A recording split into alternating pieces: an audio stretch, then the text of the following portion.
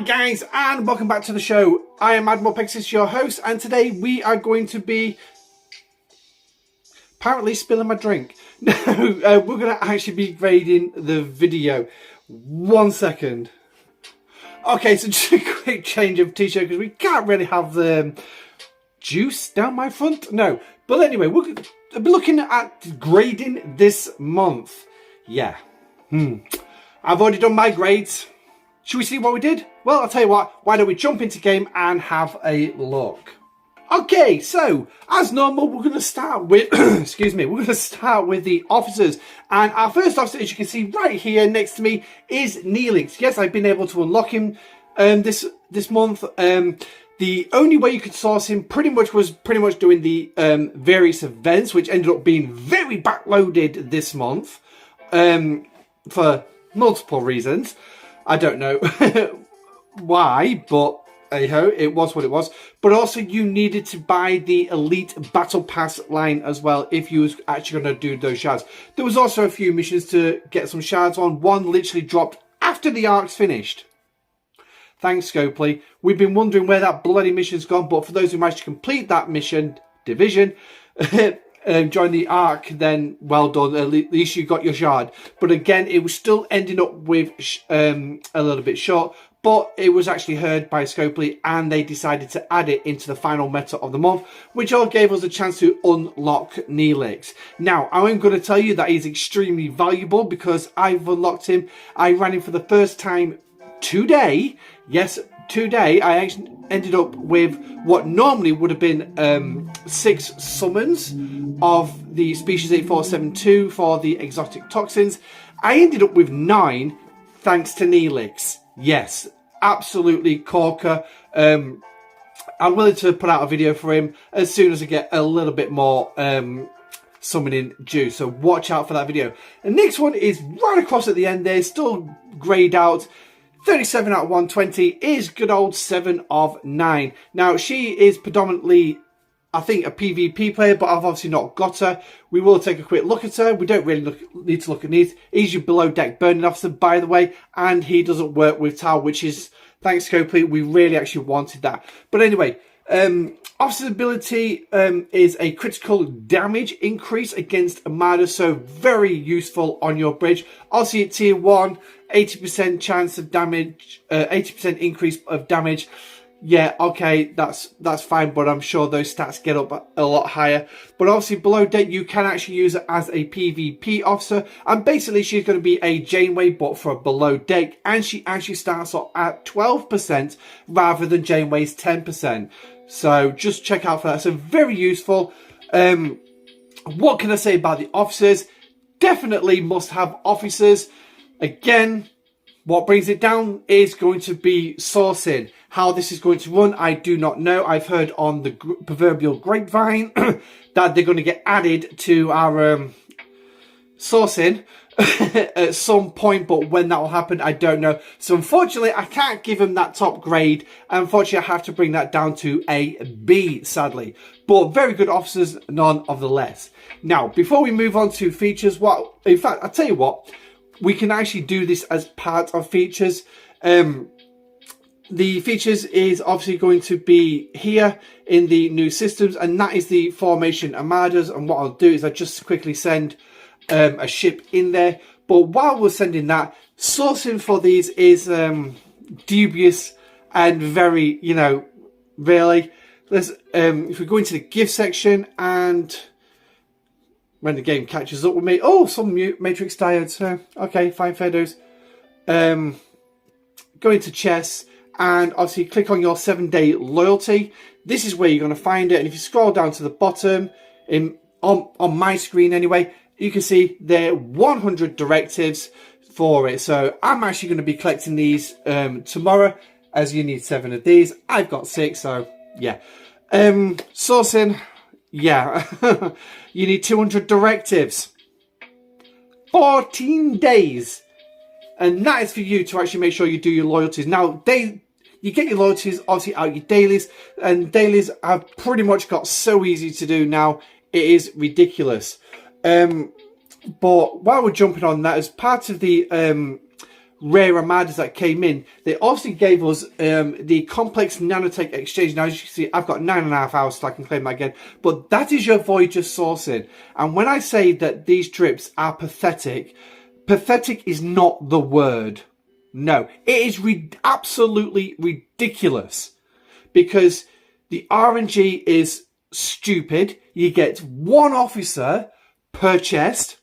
Yeah, you got a chance of a rare, bigger chances of the rares than you have of the epics, but you can only get them by getting that symbol on the chest there, the nanotech from the formation armadas, and the Valdor should be there by now. So we're gonna have a quick look at that, and these actually are not particularly too bad. They do respawn rather quickly, but if we actually look at the rewards, why have I got the rewards for a Borg probe? So, and that's not what I wanted. Trust it. Here we go. So your formation armadas, and what they're going to give you is these nanotech. Now, it's not particularly high, but I guarantee you're going to get higher amounts from the mega chest and the reward chest. You do need to defeat all three of these to get that mega chest. Obviously, it's the same as the normal formation armadas that we had from like 3 months ago. You will get a higher amount, which will allow you several days worth of pull-in chests if you stick to the low level. Now, the low one is 75. The 2 chest one is a little bit higher than double. So instead of just like double chest, double the amount, no, it's double chest for a little bit more than double. And so just bear that in mind on how you actually want to do the pulls. So yeah, sourcing for the officers, not exactly the best. I'd definitely say it's ridiculous. Formation armadas doing one every 2 weeks by yourself, but you can lead it. Yeah, not good. If you're in a good alliance, like I've joined one of the top alliances on my server, we've just actually been knocked to 4th, but that's absolutely fine. But when we actually ran this event, and the first time I joined them, it's like, Jesus Christ, I am not used to this level of players just jump all good. Literally, it was manic, but we did it. We got it. Lots of players source points, and we ran quite a few of these. Now there are the armadas dotted around. There's one in every single system. They drop various levels of isolytic artifact stuff, so they are very useful to run. I'm not going to discount that bit. They are very useful to run, but sourcing is ridiculous. Absolutely ridiculous. So, what am I going to give the formation armadas? Well, it's going to drop massively. It's a D. Absolutely D. I can't. The sourcing is the biggest part that lets it down, and especially the fact it leads onto the Voyager sourcing as well. And outside the event, I've not seen many people running formation armadas. And to be perfectly frank, in the couple of two or three alliances I've been enjoying the Voyager arc, yeah, not many alliances have actually ran formation armadas. So, yeah, bit of a letdown, but there is. And especially given the fact that it's supposed to work towards Voyager officer sourcing. Yeah, I can't justify anything higher than a D. Now, next up is the calendar. For me, yeah, I was not a happy bunny with it this month. The first couple of weeks, pretty much all solo leaderboards, alliance leaderboards. It's just like, really? There was the odd SMS. Now, if you are in my Discord, you would have seen that I've been tracking the SMSs that paid out the event store loot, because we are on an event store month. And I was also commenting on pretty much most of the days with a little report. And if you actually read them, you could probably get the sense that I was not happy with the way these events were dropping. Now, it is a different way of doing it. We've got to try new things every now and again. Much to everyone's displeasure, the fact that we don't actually get forewarned about this, but we'll talk about that in the communication section. But it is what it is. Okay? So, But we ended up with SMSs dropping 6,000.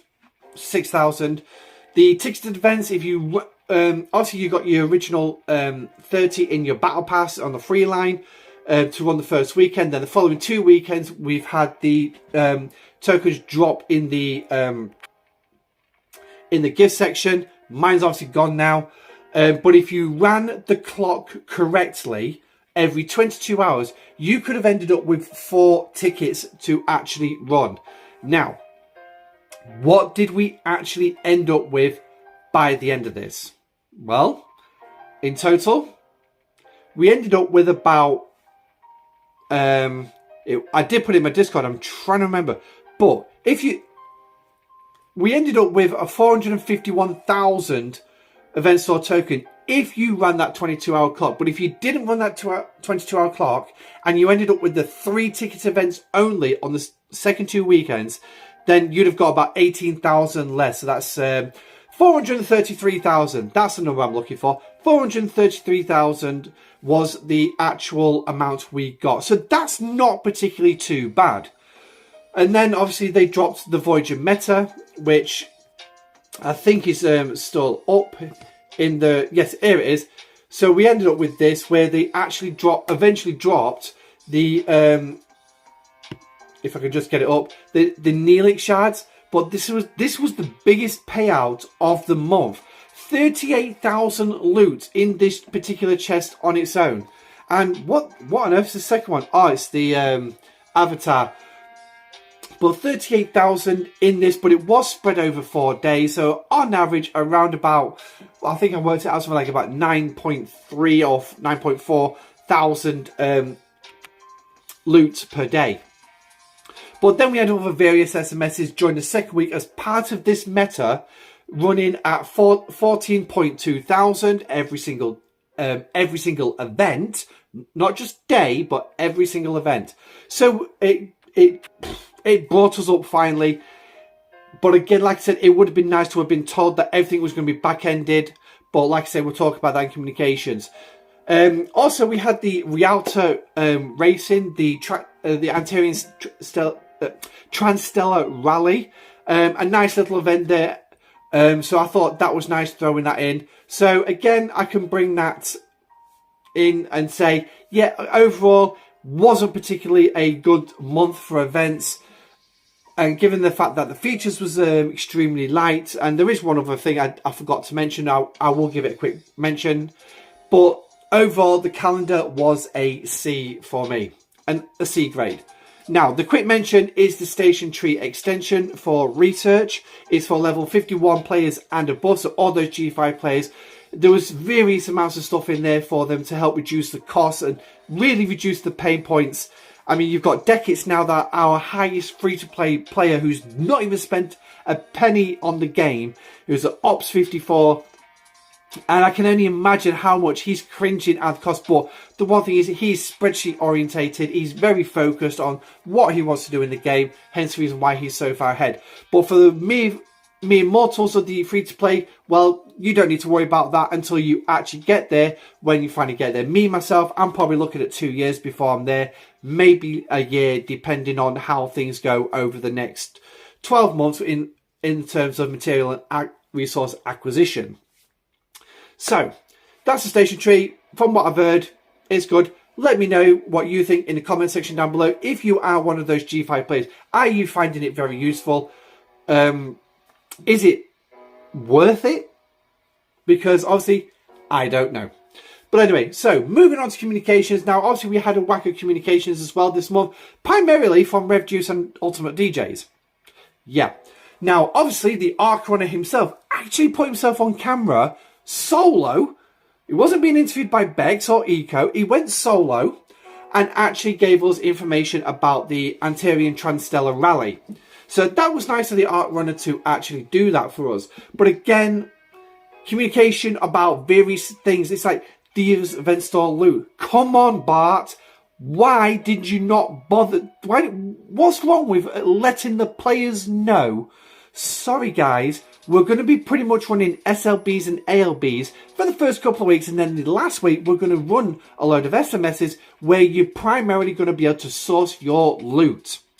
at least then players would have actually, you know, known where to focus their efforts on that final week. But obviously there were various events.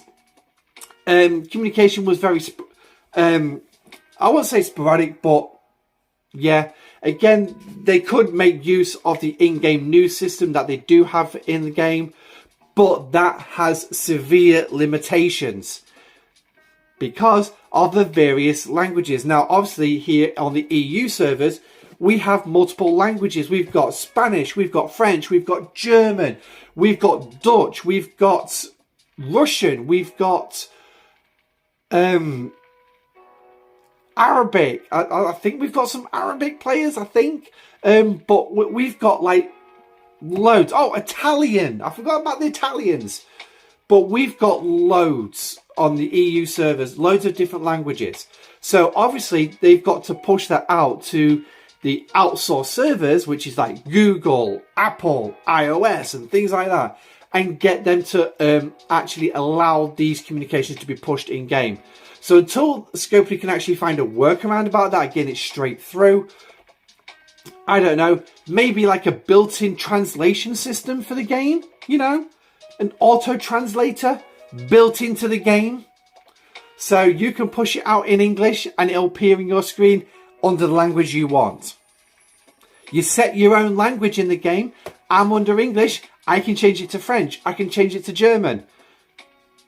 Surely there's got to be some room to add in the comms, in Galaxy Chat, a universal translator. One of the biggest Trek lore friendly things of Star Trek. The universal translator, the ability to make different languages talk to each other. And obviously the Apex servers, they've got various different languages. They've got Chinese, Japanese, Korean. They've got English. They've got, okay, Australian, New Zealand. They've got, is India part of the Asia ones? I think it is. But you've got things like that. So, Scopely, I think it's time for a universal translator in the game. But comms, C. It's got to be a C grade all day long on comms because, like I said, there wasn't much coming out of Scopely, and when we was pushing for communication, like the mission division, I pushed several times. Does anybody know where it is? Yeah, it starts here. Well, I can't see it. And, yeah. And I'm going to bring this up in the video as well. In fact, I tell you what, I don't even need to actually find a ship because this is going to bring us nicely onto stability, and comms is going to be a C. Okay, so comms is a C. I can't remember if I mentioned it. Trust me to run off. But we're going back onto stability as a final point. Yeah, problems galore at the beginning, but so a couple of little tweaks here and there, and they actually managed to finally, by the end of the month, get the game running. Not 100%, but at least 90% better than what it was at the beginning. So we can give them that. However, if you look at the planet I'm currently orbiting, Toy Master, here in Wolf 359, where's the hub system? Where's me hub note telling me that's a hub planet? And it's the same with Wolf 114 down here. Again, I'm seeing a level 40 hostile in its place. I shouldn't be able to see that properly. But again, as well, and the mission ones as well. Here we go. Wolf 359 itself. I'll click on that. It tells you it's a mission system. But where is the eye? Where is the eye? That disappeared a few days ago. And obviously, if you've got missions to claim off those planets, yeah, unless it's actually lit up yellow, you're not actually going to know there's anything on it. So, stability for me, okay, it started crap, it got a lot better towards the end, so I'm not going to tank it this time round. I'm going to give it a C as total. So, what does that basically bring us round to? Well, we've got B for an officers, we've got D for features, and then we've got C for the rest of it. Well, that's going to average out as a C grade as a final point. Let me know what you think in the comment section down below. Do you agree with that? Do you think that Formation Marders is the best thing since God or the Devil, whichever way you want to go? Or is it as bad as the British Tory government who can't even organise a piss up in a brewery, let alone deliver booze instead of water? Yeah. Throw a little political reference in there. Those in the UK will know exactly what I'm talking about, especially when the rest of the world is all laughing at the UK. But, yeah. But anyway, enough of that. Let me know what you think in the comments. Don't forget to like the video as well if you've liked the video. Also subscribe to the channel if you have not. We are still on the push. If you'd like to donate to the channel as well, there is PayPal and Cashapp. Also, channel memberships are also available as well. Sadly, you've got to go through a PC version to actually become a member of the channel. It's only a small fee of $1.99 a month. UK pounds sterling, of course. But, yeah, beyond that, there's not much else to say. Voyager Part 4 is a C. Well, ended better than I thought. I'm Admiral Pegasus. This is the Pegasus Show. This is Voyager Part 4 grading. Thank you for joining me. Stay safe, live long and prosper. And I shall catch you on the next video. Goodbye.